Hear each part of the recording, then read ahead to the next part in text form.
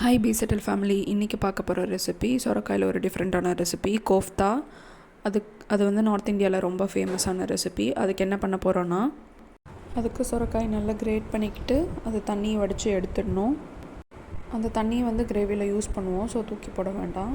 நான் ஒரு டிஃப்ரெண்ட்டாக இருக்கட்டுமேனு கொஞ்சம் சோயா சங்க்ஸ் வந்து அதோட கிரைண்ட் பண்ணி ஆட் பண்ணிக்கிட்டேன். அப்புறம் கொஞ்சம் வெங்காயம், கொத்தமல்லி தழை, பச்சை மிளகா இதுவும் வந்து கோர்ஸாக அரைச்சி ஆட் பண்ணிக்கணும். கூட நம்ம பைண்டிங்க்கு கடலை மாவு நல்லா சேர்த்துட்டு, பவுடர் வந்து என்னென்னா சால்ட்டு, கரம் மசாலா, மல்லித்தூள் கொஞ்சம், ஜீரா கொஞ்சம் நசுக்கி போட்டுக்கணும். அதை ஒரு சிலர் கடலை மாவு வந்து அதிகமாக போடுவாங்க, அது போண்டா மாதிரி மாறிடும். இதுனா கொஞ்சம் ஒரு மாதிரி நல்லாயிருக்கும். அதை வந்து குட்டி குட்டி பால்ஸாக போட்டு எண்ணெயில் பொரித்து நல்லா கோல்டன் ப்ரௌன் ஆன உடனே எடுத்து வச்சுக்கலாம்.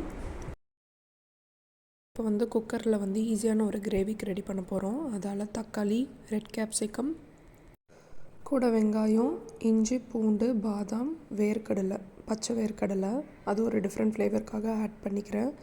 கூட வந்து காஷ்மீரி சில்லி ரொம்ப கம்மியாக தண்ணி ஊற்றி 2 விசில் விட்டுக்கலாம்.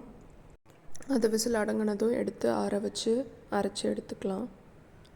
அடுத்து பேனில் எண்ணெய் இல்லைனா பட்டர் சேர்த்துக்கிட்டு மஞ்சத்தூள், கொத்தமல்லித்தூள், மிளகாத்தூள், ஆம்ச்சூர் பவுடர் சேர்த்தி கொஞ்சம் லைட்டாக வதக்கிட்டு அரைச்சி வச்ச பேஸ்ட்டை வந்து சேர்த்திட்டு உப்பு போட்டு தண்ணி ஊற்றி கொதிக்க வச்சிடணும்.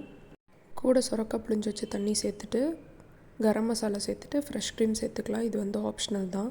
இல்லைனா நீங்கள் முந்திரி பருப்பு எக்ஸ்ட்ரா சேர்த்திக்கலாம் வேக வைக்கும் போது. நல்லா கொதி வந்தோடனே கோஃப்தா பால்ஸ் போட்டு 2 கொதி வந்ததுக்கப்புறம் கொத்தமல்லி தழை தூவி இறக்கிடலாம். ரசித்து சமைச்சு ருசித்து சாப்பிடுங்க.